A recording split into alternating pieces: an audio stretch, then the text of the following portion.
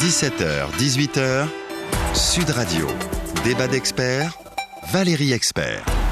Bonsoir à toutes et à tous. Nous sommes ensemble jusqu'à 18h en direct pour commenter les sujets qui font l'actualité avec Danielle Simonet. Bonsoir. Bonsoir. Coordinatrice et porte-parole du Parti de gauche. Éric Anceau, historien, responsable du projet pour Debout la France. Bonsoir.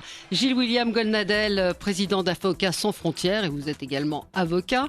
Et Bonsoir. Maurice Ulrich, éditorialiste à l'Humanité. Bonsoir. Alors, on va parler d'Emmanuel Macron. Emmanuel Macron, superstar, il arrive en tête des personnalités qui suscitent le plus de sympathie et de soutien. C'est un sondage Odoxa paru aujourd'hui. Emmanuel Macron qui se fait épingler pour ses propos, les propos qu'il a tenus dans le Nord-Pas-de-Calais à propos donc de l'espérance de vie, de l'alcoolisme et du tabagisme dans cette région, que ce soit l'extrême droite ou Jean-Luc Mélenchon, tous lui ont reproché ces propos qui décrivent pourtant une certaine réalité. Alors est-ce qu'on n'a pas le droit de le dire? On va en débattre.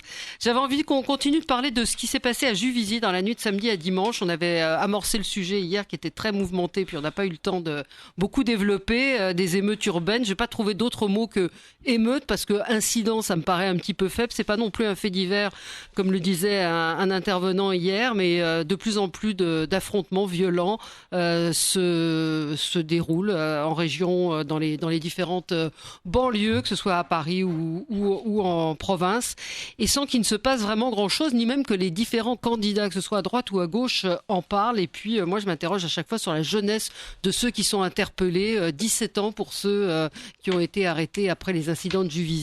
Voilà, plusieurs questions, mais on se rassure puisqu'il y a une cellule de soutien psychologique qui a été mise en place. Allez, on va commencer avec Emmanuel Macron, donc qui arrive en tête des personnalités préférées des Français, devant Alain Juppé et François Fillon. J'espère que ça lui portera pas la poisse, parce qu'Alain Juppé, on peut pas dire que ça lui ait porté chance. Est-ce que c'est le candidat de l'intelligentsia, des médias, le chouchou des médias, Dominique Simonet? Daniel Simonet. Pourquoi Non, mais c'est pas grave, j'ai quasiment toutes les semaines. Vous allez y arriver. Mais oui, mais c'est parce qu'il y a un journaliste qui s'appelle Dominique Simonet, Voilà, qui était à l'Express, que je connais très bien, mais ça met Daniel Dominique, voilà. C'est vrai que Oui, donc moi j'espère que ça va lui porter la poisse, parce que ça serait une catastrophe qu'on ait Emmanuel Macron président de la République, parce que c'est vraiment c'est le candidat du système, de l'oligarchie. Je veux dire, son mépris quand il déclare sur les chômeurs que finalement que certains chômeurs seraient paresseux. Mais est-ce que vous réalisez ce que vivent celles et ceux qui n'ont plus d'emploi et qui, pour une partie d'entre eux non négligeable, n'ont même plus aucune allocation?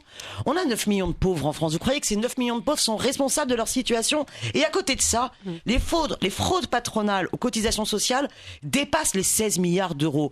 C'est-à-dire qu'on a un bon paquet de grands chefs d'entreprise, parce que généralement, c'est pas les petits patrons, et c'est souvent, notamment par exemple dans le bâtiment, avec tout un petit jeu de sous-traitance et de travail au black, qui fraudent les cotisations sociales, c'est-à-dire qu'ils sont des délinquants, voilà, et à cause d'eux, eh bien, on se retrouve avec un système de solidarité qui dysfonctionne en France et 9 millions de personnes qui vivent en dessous du seuil de pauvreté. Voilà la violence sociale du système.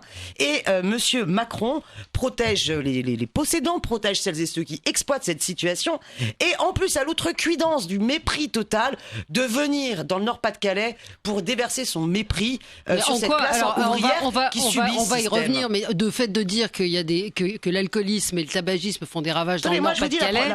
Je ne veux plus entendre. J'ai encore le droit de rester un peu au chômage où on ne me propose rien. C'est ça aussi qu'il a dit. C'est-à-dire qu'il a eu une déclaration qui vise à dire que finalement, les chômeurs, s'ils sont encore chômeurs, c'est à cause d'eux. Moi, c'est surtout ça qui me choque. Non, mais alors, Éric Anceau. Oui, alors sur ce point, moi je vais rejoindre Daniel Simonet et sans doute tout à l'heure Maurice Ulrich. Les communistes, les gaullistes, le parti de gauche se retrouvent. Moi je trouve que Macron est un candidat hors sol, un candidat de la petite élite parisienne et des médias. En même temps, il tient. On avait dit qu'il ferait pchit, il n'a pas fait pchit pour l'instant. Non, mais parce qu'il est soutenu. Et puis, il est soutenu. Il y a une volonté de renouvellement, on peut pas le nier chez les Français. vrai et il correspond à cette volonté de renouvellement. Quand il va dévoiler ses propositions, là je pense qu'on va tomber de haut. Il a un petit peu fait à Nevers sur la santé. Alors je me suis amusé à tweeter parce que c'est totalement déconnecté des réalités. Les pharmaciens prescripteurs, non mais les médecins ont hurlé à juste titre. Alors je reviens quand même à notre propos. Moi je l'ai trouvé extrêmement méprisant vis-à-vis du peuple. Souvenez-vous de ce qu'il avait dit en Bretagne avec les ouvrières de Gade qui étaient illettrées. Là on a les gens du Nord-Pas-de-Calais qui sont alcooliques. Il en est resté à mon avis trop à ses lectures. C'est un homme lettré, Macron, et à Germinal et à Zola. Mais il y a plusieurs enquêtes. C'est ce que confirme l'INSEE. Il y en a pas du tout. Le Monde aujourd'hui nous dit que c'est confirmé par l'INSEE. Il y a d'autres enquêtes qui vous disent l'inverse. Vous avez par exemple l'INPES, qui est l'Institut national de la prévention et de l'éducation pour la santé, qui a sorti des études entre 2010 et 2016, qui place le Nord-Pas-de-Calais au milieu de l'étude. Donc vous voyez, alors je ne citerai pas, parce que je suis pas du tout, moi, comme Emmanuel Macron, les régions qui arrivent en tête, mais le Nord-Pas-de-Calais n'est pas en tête. Donc vous voyez, non seulement c'est faux, et en plus, il est méprisant. Mais à chaque fois, dans ce que j'entends, ce sont toujours les mêmes petites histoires qu'on ressort sur Emmanuel Macron. Genre, le succès d'Emmanuel Macron, je vais essayer de me faire l'avocat du diable, il est quand même évident aujourd'hui, évident. En tout cas, on avait dit, moi j'entends depuis des mois, à chaque fois ici, des gens dire ça va faire pchit, de toute façon il n'arrivera pas au bout, etc. Force est de constater que c'est pas le cas. Il est jeune, il est dynamique, il a les médias pour lui, et on ne donne pas la parole à d'autres candidats que ceux des primaires. Là, vous parlez pour votre candidat. Bien sûr. Ouais. Et Marine Le Pen. Donc, mais ça va venir quand la campagne va être lancée. J'ai un doute, l'équité du temps. Gilles William Goldnadel, vous a pas entendu? Moi, vous m'obligez presque à me faire l'avocat d'Emmanuel Macron, à qui, à mon avis, vous rendez un signalé service en lui reprochant ce que vous ne devriez pas lui reprocher. Je veux dire, moi, je me sens pas du tout en harmonie intellectuelle et politique avec Emmanuel Macron. C'est vrai qu'il réussit en ce moment parce qu'il est sympathique. Je l'ai rencontré, il est très sympa et il est propre sur lui. Mais je n'arrive pas à croire encore que en la matière, il n'y a rien de plus prévisible que l'imprévisible dans la situation que nous rencontrons. Je n'arrive pas à croire qu'il ira quand même au bout. Ceci posé, moi je n'accepte pas, même pour les gens qui ne sont pas ma tasse de thé, qu'on leur fasse des mauvais procès. Je suis désolé, il a pas dit que les gens du Nord, que le département du Nord étaient tous alcooliques, ou bien que ça serait le département le plus alcoolisé. Il a dit qu'il y avait des problèmes d'alcool dans le Nord, et effectivement, ça tombe bien ou ça tombe mal. Il y a des problèmes d'alcool dans le Nord, et d'ailleurs, je ne sache pas que ce soit une honte d'être alcoolique. Ce sont des gens c'est une maladie, c'est une addiction, donc je vois pas où est le problème. Donc autant je trouve que c'est un bon procès qu'on lui fait de le trouver complètement aseptisé, voire insipide, mais lui reprocher de dire la vérité parce que c'est une vérité qui fâche. Je ne marche pas dans la combine. Parce que sa phrase exacte, si on la lit, c'est dans ce bassin minier, les soins sont moins bien faits.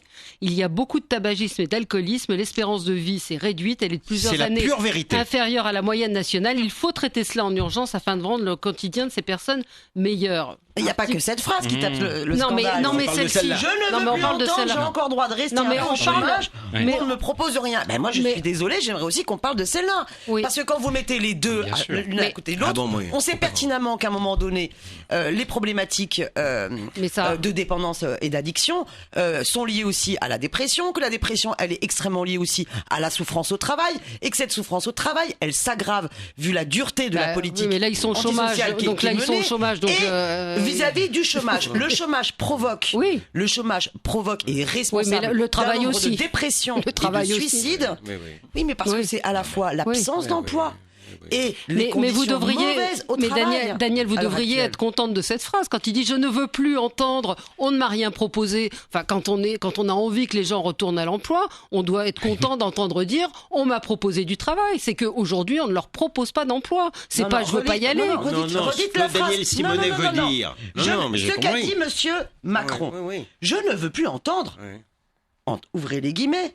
Donc c'est pas lui qui dit, c'est qu'il pense que les chômeurs diraient « Oh mais j'ai encore le droit de rester un peu au chômage, Bon, donc grosso modo, il laisse entendre, Monsieur Macron, que les chômeurs sont des profiteurs. Les chômeurs, il n'a pas dit les chômeurs. Qu'il y a plein de chômeurs qui sont des profiteurs, qui sont des feignants, qui ne veulent pas aller travailler. Je dis la chose suivante. Je dis la chose suivante. Monsieur Macron n'y connaît rien à la situation de souffrance totale que subissent les demandeurs d'emploi qui sont sans emploi, et il ferait bien de s'attaquer, mais visiblement c'est ses amis, à toutes celles et ceux qui sont dans la fraude patronale, aux cotisations sociales, qui se permettent de délocaliser sans que ça leur fasse ni chaud ni froid, et qui cassent la situation sociale et brisent. Est-ce qu'on peut écouter Maurice Ulrich sur le sujet déjà, parce qu'on a mélangé un petit peu les deux sujets, mais alors, sur l'alcool, non, l'eau ferrugineuse. Oui. Non, mais ce que je veux dire là, c'est que bien sûr, alcoolisme et tabagisme dans le Nord, il y en a, mais comme dans toute la France. On sait bien que l'alcool et le tabac sont deux fléaux nationaux. 29% chez les hommes, à la moyenne, plus 29% dans le Nord par rapport à la moyenne nationale, plus 22% chez les femmes. L'Atlas régional et territorial de santé de 2015. Mais quand bien même, ce serait pas plus. Je dis, ce sont deux fléaux nationaux. Mais attendez, je vous ai laissé parler. Allez-y, Maurice. Vas-y, Maurice. Mais je pense qu'effectivement, on ne peut pas aborder une réalité sociale aussi complexe, aussi difficile que celle qu'il y a effectivement dans le Nord, par l'alcoolisme et le tabagisme, qui est un fléau, je le répète, partagé, même s'il y a des disparités entre les régions en fonction de divers facteurs. Bon, mais il dit qu'il veut que ça aille mieux. Il dit pas autre chose. Il dit pas tous les gens du Nord sont des feignants alcooliques. Est-ce que j'ai le droit de penser que ce n'est pas une bonne chose d'aborder une réalité sociale sous cet angle-là?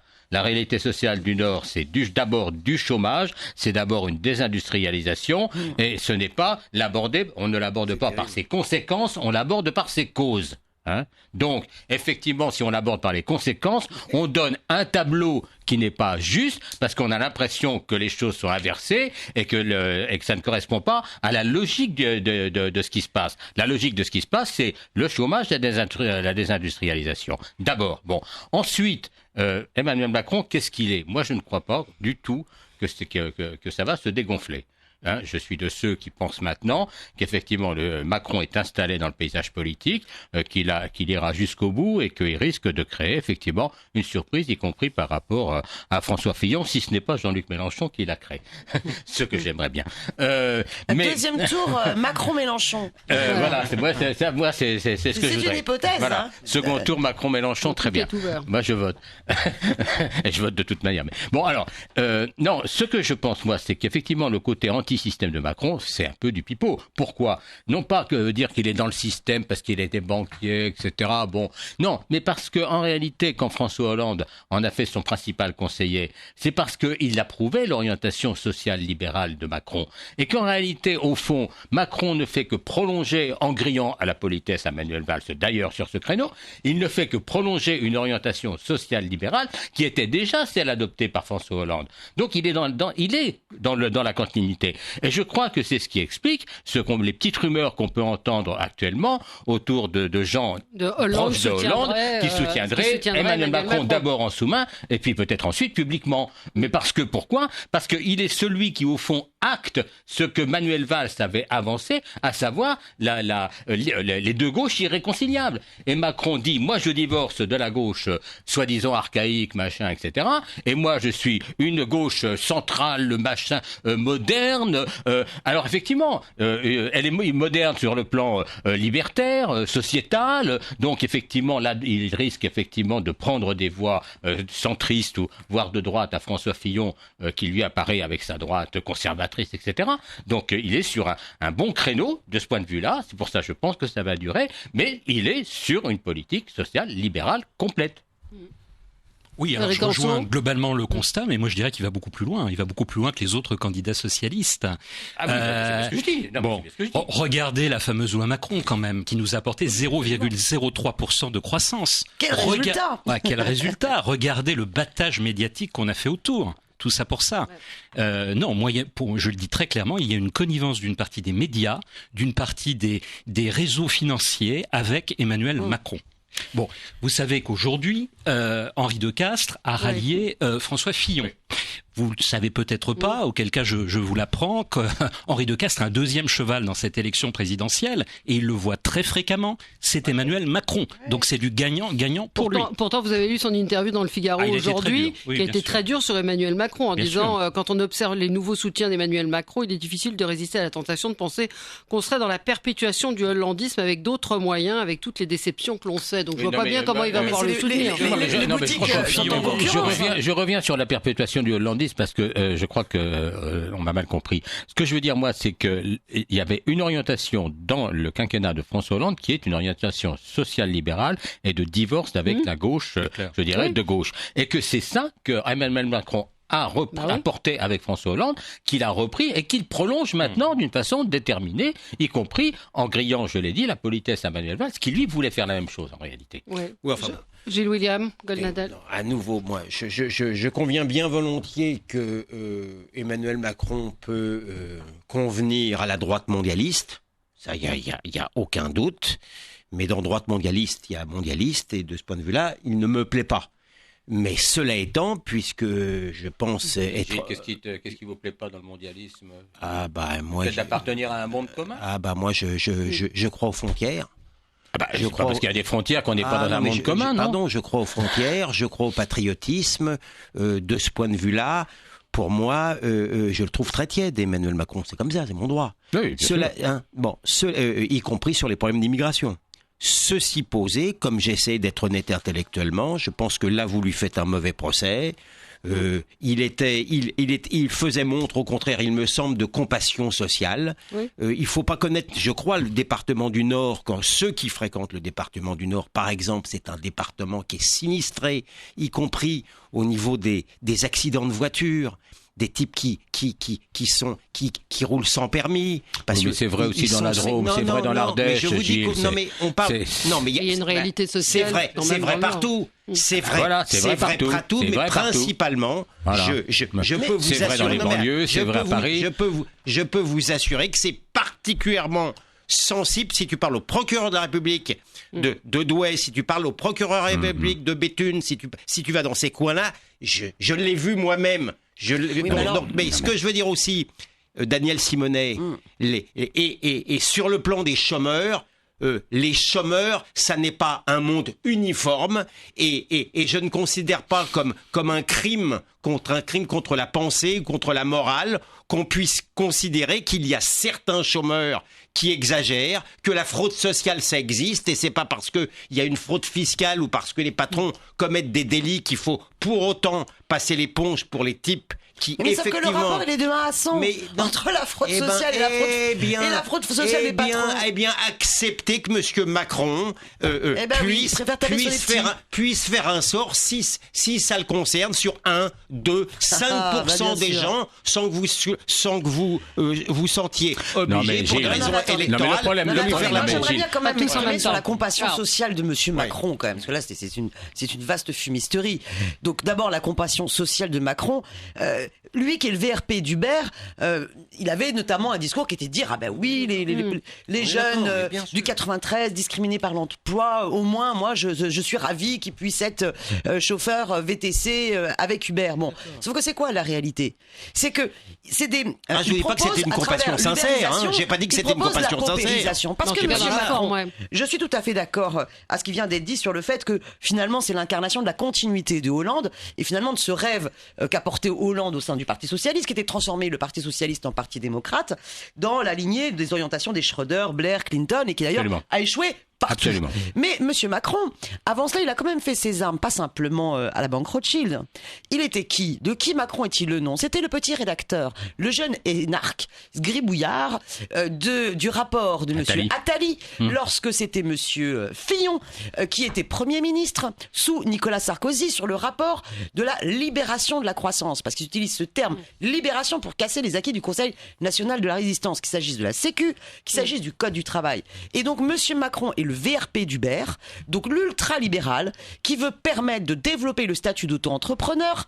Et finalement, il est quand même très proche de Monsieur Fillon, qui lui a proposé à Las Vegas le week-end dernier un statut de prestataire indépendant pendant lequel, pendant 3 ans, 3 ans, eh bien les inspecteurs du travail ne pourront même plus obtenir la requalification en salarié. Donc il y a une concurrence entre Macron et Fillon à qui sera le plus libéral, avec un entourage d'une hypocrisie totale sur la fausse compassion sociale. On va y revenir sur ce débat. Restez avec nous sur Sud Radio. On est en direct ensemble jusqu'à 18h. 17h, 18h, Sud Radio. Débat d'experts, Valérie Expert. Et nous sommes ensemble sur Sud Radio pour débattre. Nous parlons du phénomène Macron avec Gilles-William Goldnadel, président d'Avocats sans frontières, Maurice Ulrich, éditorialiste à l'Humanité, Eric Anceau, historien, professeur à la Sorbonne et à Sciences Po. Non, oui. Aussi, j'avais pas tout noté, mais je me semblais bien. Responsable du projet pour Debout la France, et Danielle Simonet, coordinatrice et porte-parole du Parti de gauche. Donc c'est Maurice qui avait la parole avant de. Oui, c'est-à-dire que ce que je voulais dire, c'est que au fond, il n'y a pas besoin, quoi qu'on pense de telle phrase ou telle phrase de Macron, il n'y a pas besoin de noircir. Je dirais son portrait pour être en désaccord avec sa politique et ce qu'il veut faire. C'est-à-dire que il est vrai. Je pense qu'il y a chez lui sans doute une méconnaissance des réalités du peuple. L'histoire de la Bretagne, qu'on rappelait tout à l'heure, et des illettrés. L'histoire du gars à qui on dit pour s'acheter un costard comme moi, il faut travailler. C'était presque une provocation si c'était volontaire, mais en plus, il semble que ça n'ait pas été volontaire. Donc ça révèle sans doute chez lui une difficulté à comprendre réellement les difficultés dont il voudrait parler.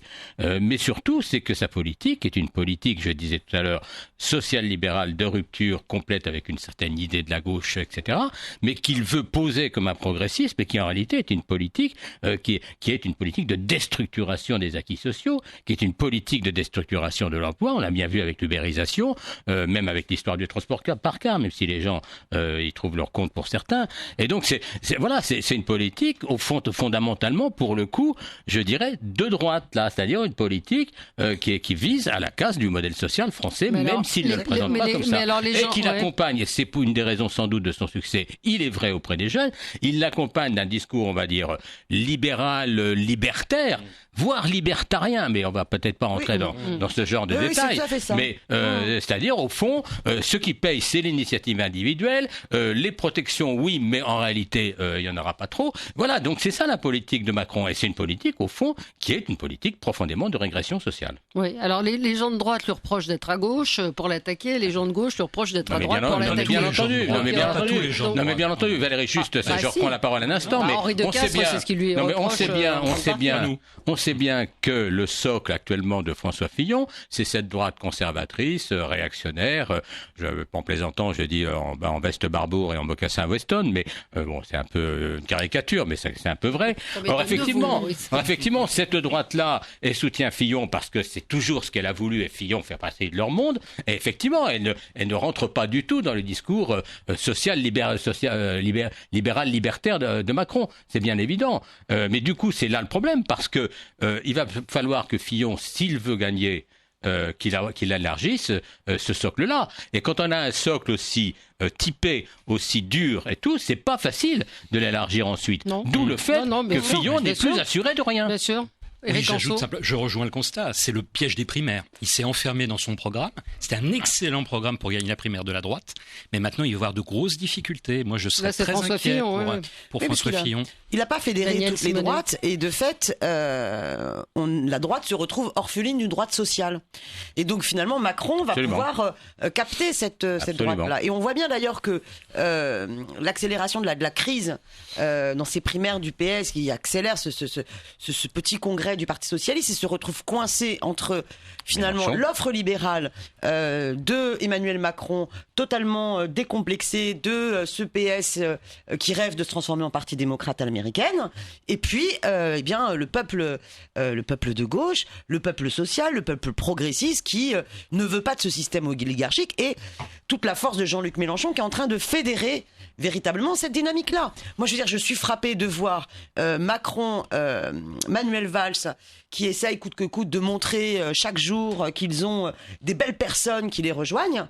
Eh bien, moi, je suis ravie qu'il n'y ait aucune de ces belles personnes qui rejoignent Jean-Luc Mélenchon, et que par contre, sur le terrain, ce soit les électeurs qui, nombreux, nous rejoignent. C'est aussi le discours d'Emmanuel Macron, et on avait son porte-parole la semaine dernière. Non, mais en fait, le véritable, Alors Gilles William Gonodal. Moi, je souscris assez volontiers à la description de Maurice Ulrich, l'acception péjorative. Là, ça m'inquiète. Oui, non, mais c'est d'accord avec moi, Gilles, je sais pas quoi faire. Moi, je panique. Je ne le dis d'ailleurs que pour te compromettre. mais non, je veux dire l'acception péjorative. Au moins, on pourrait dire plus simplement, il me semble, que Macron est le candidat du centre, avec effectivement une image sociétale, décomplexée. Je comprends bien la préoccupation et de Madame Simonet et de Monsieur Ulrich, c'est que il voudrait empêcher le Parti socialiste finalement de se consoler de ce qu'il ne peut plus gagner avec Macron. C'est mieux que rien. Moi, je pense quand même que dans l'état de désaffection générale de la gauche, je considère, même si ça n'est pas acquis, que Fillon est malgré tout le favori. Il reste le favori, mais n'oubliez pas quand même que la question économique que vous ne cessez d'aborder depuis le début de notre entretien est, à mon avis, secondaire par rapport à la préoccupation des Français, qui est une préoccupation identitaire et sécuritaire. Ouais. Raison pourquoi, sur ce terrain-là, il me plaît à penser, même sans être sûr, que Fillon s'en sortira. Éric Anceau, là où je ne vous rejoins pas, c'est que pour moi, Macron n'est pas apte à séduire une droite sociale. Il est apte à séduire les orphelins de Juppé, les orphelins de NKM. Mais la droite sociale, le gaullisme social, qui serait plutôt, elle, orpheline d'un Sarkozy, allez, on va prononcer le nom, ne peut pas se retrouver dans Macron, parce que effectivement, il y a l'identité de la France, il y a les frontières, et tout ça, c'est totalement étranger du discours de Macron. Alors nous, tout notre but à Debout la France et avec Nicolas Dupont-Aignan, c'est d'essayer de séduire, si les grands médias nous en donnent l'occasion, cet électorat-là, parce que nous ne varions pas, ça fait 15 ans que nous tenons le même discours, et voilà, nous sommes constants. En fait, un dernier mot, Maurice. Moi, j'ai tendance à penser que le véritable débat politique de la présidentielle, il est entre Mélenchon et Macron.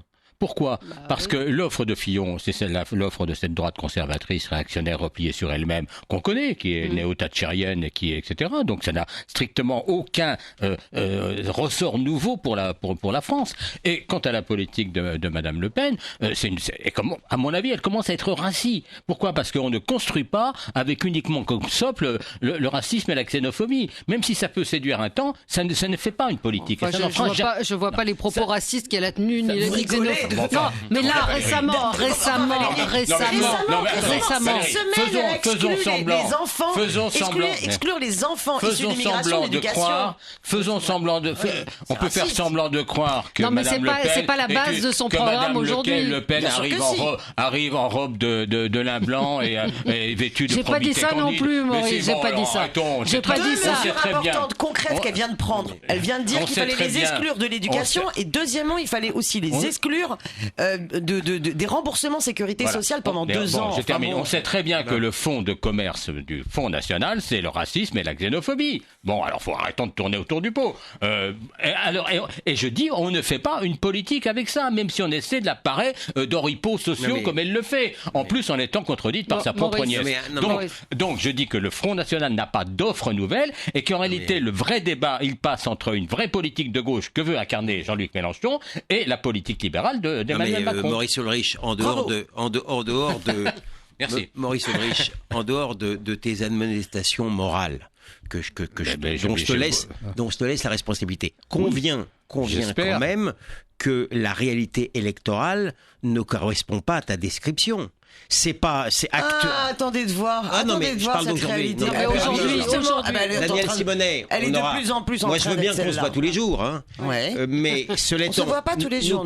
Nous parlons aujourd'hui. J'ai l'impression que la réflexion, pour l'instant, de Maurice Ulrich est onirique. Non, Gilles, elle n'est pas onirique. Elle pose une hypothèse. Ouais. C'est est-ce que le Front National aujourd'hui est en capacité de mener une véritable politique en étant au pouvoir pour la France? Moi, je dis non. Et Jean-Luc Mélenchon, oui. Absolument. Et Jean-Luc Mélenchon, oui. Évidemment. Non, mais je vous pose la question. C'est ma question. Il faut voir les propositions de Jean-Luc Mélenchon. Elles sont audacieuses, et en même temps, elles sont réalistes. Oui.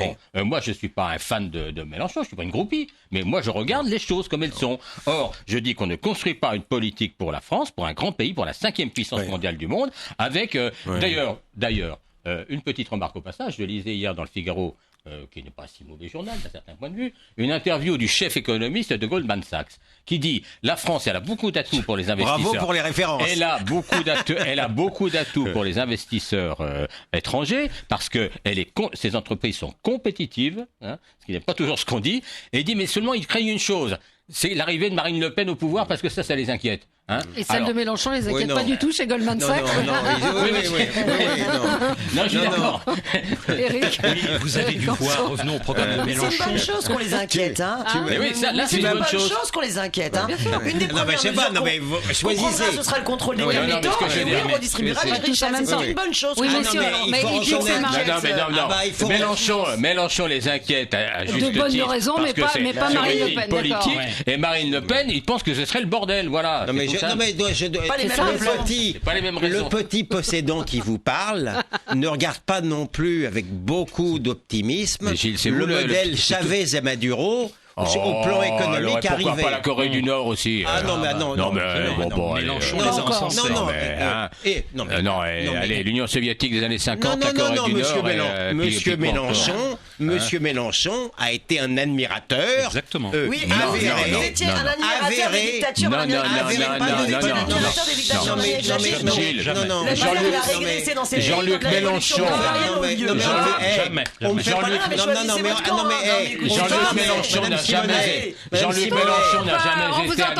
Jean-Luc Mélenchon n'a jamais été. Mais ça, c'est le brouhaha. C'est le brouhaha qui sert à couvrir la réalité. Alors, pas de diversion. Pas de diversion avec l'Amérique du Sud. Mélenchon n'a jamais été un admirateur de ça. Non. Mais je le vois encore avec émotion pleurer des larmes entre tirer des leçons de l'arrivée au pouvoir de gens qui venaient de formation très à gauche et essayer d'y réfléchir, ce n'est pas être un admirateur, ce n'est pas du tout la même chose. Je peux peut-être préciser, d'accord, je peux peut-être préciser. Oui, nous sommes bien plus intéressés par les processus de révolution citoyenne en Amérique latine que par le modèle des dictatures et des coups d'État militaires que la CIA et les Américains ont toujours soutenu. C'est fromage ou dessert. C'était fromage ou dessert, bien sûr, en Amérique du Sud. Bien.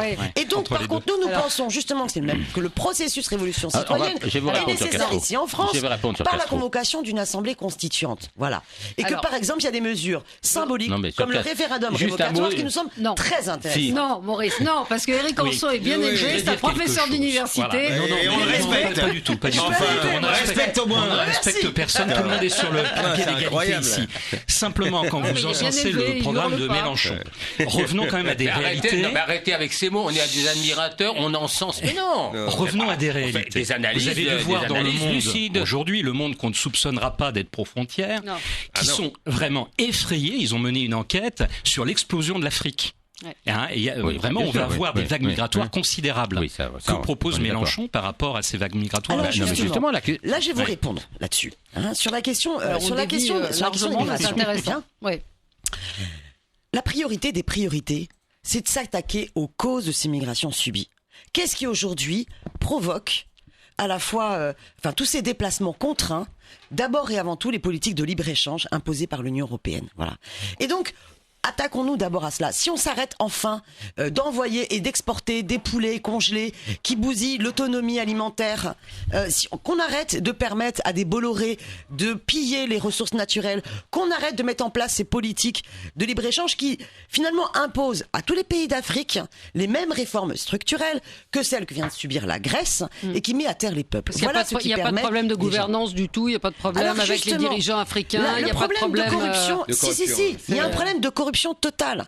Il y a un problème de corruption totale et qui est même orchestré par ces politiques libérales et qui est alimenté par la façon justement dont nos institutions européennes et nos États-nations finalement prolongent une logique post-colonialisme qui est tout aussi scandaleuse et qui appauvrit et condamne à pas de démocratie, pas de souveraineté. Je vais vous dire en 2 mots ce que propose Nicolas Dupont-Aignan, parce qu'il le proposait déjà en 2012 et il le proposera à l'élection présidentielle de 2017. C'est un grand programme de co-développement avec l'Afrique pour aider l'Afrique à se développer. Nous avons travaillé avec quelqu'un que vous connaissez, Jean-Pierre Brard, mais d'autres experts africains, et on va justement parler de ce programme dans la campagne présidentielle. Vous avez raison. Vous avez raison. Non, mais je veux bien. Gilles William, je veux bien qu'on soit irénique et angélique. Mais en attendant que l'Afrique puisse résoudre ses problèmes économiques, on va arrêter de les aggraver. En attendant qu'on puisse juguler la corruption en Afrique, il y a des gens qui sont en train d'arriver sur le territoire européen dans le cadre d'un processus complètement irrésistible. J'observe les derniers chiffres, on les trouve et dans le Monde et dans le Figaro, où il y a encore davantage d'arrivées et où on expulse encore moins les gens qui sont déboutés du droit d'asile. Et j'observe qu'on voudrait comme ça complètement ouvrir les frontières et rendre encore plus compliqué le sort des gens qui souffrent en France. Ça me paraît une politique totalement irresponsable, c'est tout. Allez, on va s'arrêter pour le moment, mais on continue, on reste ensemble, on a encore 20 minutes de débat. Restez avec nous sur Sud Radio. 17h, 18h, Sud Radio. Débat d'experts, Valérie Expert. Et nous sommes ensemble avec Gilles William Goldnadel, président d'Avocats sans frontières, Maurice Ulrich, éditorialiste à l'Humanité, Éric Anceau, historien et responsable du projet pour Debout la France, et Danielle Simonet, coordinatrice et porte-parole du Parti de gauche. Maurice, j'ai oublié de citer votre livre Heidegger et le golem du nazisme aux éditions Arcane 17. Merci. Un dernier mot sur ce dont on était en train de parler à propos de l'immigration. Oui, simplement ce que je veux dire, c'est que la position de Gilles Goldnadel, elle n'est pas tellement tenable. Pourquoi ? Parce que il ne faut pas se faire d'illusions. Effectivement, il nous faut faire ce qu'a dit Danielle Simonet sur l'aide à l'Afrique, enfin la collaboration, la coopération, autre chose que ce qui se passe actuellement, c'est indiscutable. Mais avec les changements climatiques, avec la situation comme elle est pendant des années, il ne faut pas se faire d'illusions. Le problème des flux migratoires va se poser pour une durée importante. Donc au lieu de se crisper comme ça, de serrer les fesses, etc., il faut effectivement qu'on se pose la question, comment est-ce qu'on peut penser autrement maintenant on ouvre les frontières, les politiques mondiales. Maurice, on ouvre les frontières. Georges Marchais va se retourner dans une tombe. Non, mais ça, on a fait dire à Marchais n'importe quoi là-dessus. Hein. Mais simplement, ce que je veux dire, c'est qu'il faut se préparer de manière intelligente et non pas crispée et défensive. Mais pour l'instant, qu'est-ce qu'on fait, Maurice ? À des politiques d'accueil qui soient des politiques cohérentes. La France a accueilli, dans l'histoire des derniers faits, elle a accueilli 5000 personnes. Mais c'est ridicule. Le Liban en accueille 3 millions. La Tunisie en accueille 2 millions. Moi, je ne demande pas qu'on en accueille autant. C'est la même culture. Je dis simplement. C'est la même langue, la même culture. La même religion, je dis simplement, ça pose moins de problèmes. Je dis simplement que l'autre, l'étranger, même s'il n'a pas la même langue, s'il n'a pas la même religion, il appartient à notre monde commun. Et que c'est ce monde commun que nous avons à gérer, Gilles. Alors, je ne dis pas qu'il faut le faire n'importe comment, je dis qu'il faut poser les choses de façon tranquille et se dire comment on accueille des gens qui vont fuir la faim, la misère et les guerres. Les gens ne sont pas tranquilles dans les quartiers. Non. Alors, parlons-en des quartiers justement et de ce qui s'est passé à Juvisy samedi soir, savoir une bande, allez, on va dire des jeunes puisqu'ils ont moins de il y en a la majorité, vous faites à Viry-Châtillon, mais Juvisy, ceux qui ont été pour l'instant interpellés ont moins de 18 ans, mais ce ne sont pas. Ces événements se reproduisent régulièrement et moi je suis étonné qu'on n'en parle pas plus et que les candidats n'en parlent pas plus. Alors je ne sais pas si votre candidat en parle. Nous en parlons beaucoup parce que nous avons un projet justice-sécurité qui est très dynamique. Alors l'autre bout de la table ne va pas être content. Nous on a travaillé avec des policiers, on a travaillé avec des gardiens de prison, on a travaillé avec des magistrats, on a travaillé avec toutes les personnes qui sont vraiment sur le front par rapport à ces problématiques. Et parmi les 100 propositions que Nicolas Dupont-Aignan va faire, il y a un abaissement de la majorité pénale à 16 ans. puisque effectivement c'est un phénomène qui prend de l'ampleur et les lois et les décrets qui avaient été passés du temps du général de Gaulle au lendemain de la Deuxième Guerre mondiale ne sont plus valables par rapport à la société telle qu'elle est aujourd'hui en 2017. Ouais, Gilles-William Goldnadel. Je suis totalement d'accord avec ça. À la fois, il ne faut pas se cacher derrière son petit doigt, c'est la faillite de l'immigration mal intégrée parce que est-ce que je peux aller Laissez-le terminer. Personne, parce que Maurice, personne ne m'empêchera de dire, parce que c'est la réalité des choses, c'est la réalité des quartiers. Ceux qui commettent actuellement ce genre, mais il y a pas de mots, dans leur très grande majorité, sont issus de l'immigration. C'est pas de leur faute à eux, c'est la faute à la fois du caractère excessif de l'immigration et la manière dont justement on a appréhendé cette immigration en considérant les Français comme des franchouillards racistes, que ce qui, par voie de conséquence, a fait de ces gens-là des gens qui détestent également la France. Si on ne le dit pas, on se prive du diagnostic et de la possibilité d'y remédier. Et crois-moi, j'en veux infiniment moins à ces gamins-là qui sont pour moi des victimes, et tu sais que je me paye pas de mots, qu'à ces gens qui ont à la fois pratiqué à l'immigration outrancière et pratiqué le racisme anti-français. Et deuxièmement, politique judiciaire en faillite, la justice de ce pays complètement paralysée, une partie des juges complètement idéologisés. Comme ça a été très bien rappelé, on a refusé de revenir sur l'ordonnance de 45. Aujourd'hui, les mômes n'ont rien à voir avec les mômes d'il y a 50 ans. Ils ont 20 cm de plus. À 16 ans, ils organisent des tournantes. De quoi on parle? Et la politique, de quoi on parle? Et la politique de Madame Taubira, ça a été une politique qui a tourné le dos à ces réalités-là. Donc les responsables, moi je les connais. Ouais. Maurice, ou peut-être que j'ajouterais simplement qu'il ne faut pas dédouaner ici Nicolas Sarkozy et Rachida Dati. Il faut abroger les lois Dati et Taubira. Absolument. Voilà. Non mais écoutez, c'est horrible ce qui s'est passé là-bas. Voilà. Donc évidemment que c'est terrifiant de voir ces actes de violence. Ils sont totalement condamnables et non, il n'y a aucune excuse qui peut justifier qu'on arrive par effraction chez quelqu'un armé. Non, franchement, je veux dire, moi je n'ai aucune excuse pour ces gens-là.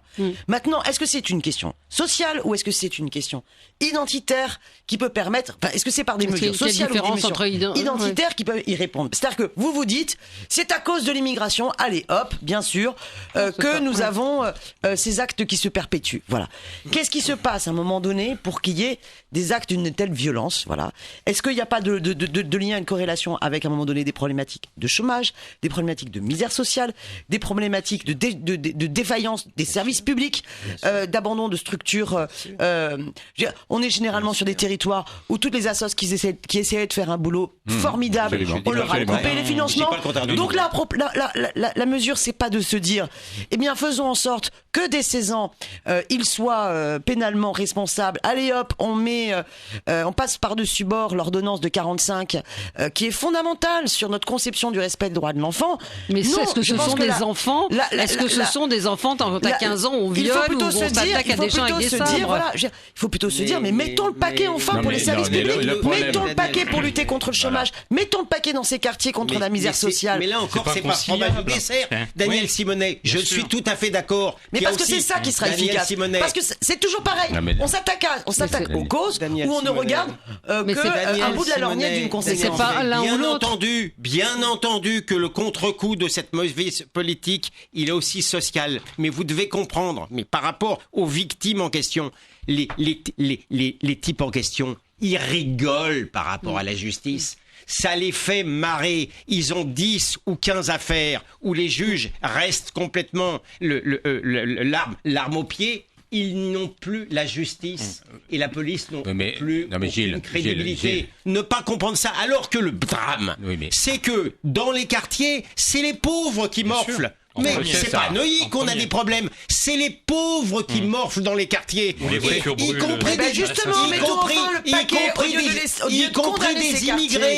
compris des immigrés, Daniel Simonet. Justement, avec cette politique-là, vous les laissez. Avec cette politique-là, de développer plus de services publics. Avec cette politique de laxisme. Quel laxisme? L'ordonnance, ne pas supprimer l'ordonnance. Parce que vous pensez que la prison, elle fait vachement de bien. Alors, croyez-moi. C'est merveilleux, la prison. Croyez-moi.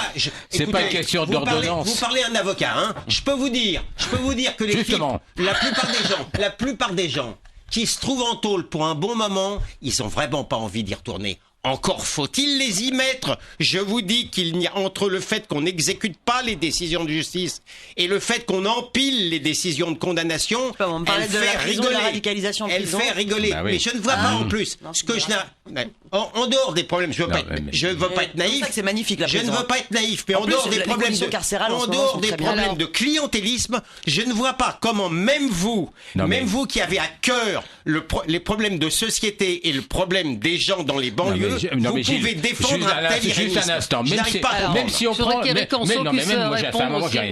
si on prend la question du point de vue sécuritaire, qui effectivement ne peut pas être le seul, et je suis entièrement d'accord avec Daniel Simonet sur la question des services publics, etc. Mais même si on la prend sous l'angle sécuritaire, on sait très bien que les effectifs de police dans les zones les plus difficiles de banlieue sont notoirement inférieurs à ce qu'elles sont dans les quartiers des centres-villes, etc. Si, c'est clair. Hein. Moi, j'ai vécu en Seine-Saint-Denis. Moi, il y avait un hall qui était squatté par des jeunes et c'était pas facile les squats, contrairement à ce que pensent certains.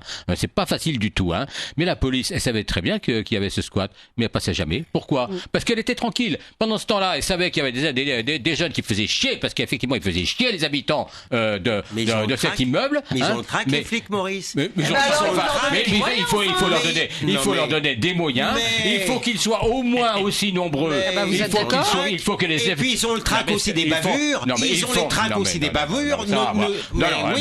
Alors, je voudrais qu'Éric Anceau puisse parler. Moi, je suis désolé, mais je connais très bien la banlieue. J'y ai habité pendant 15 ans. Je sais que même s'il peut y avoir des quartiers où la police n'entre pas, ce n'est pas le cas d'une manière générale. Et que donc, quand elle n'y va pas, c'est parce qu'elle va être tranquille. Et c'est que les mecs, ils sont là comme ça. Ils sont ciblés.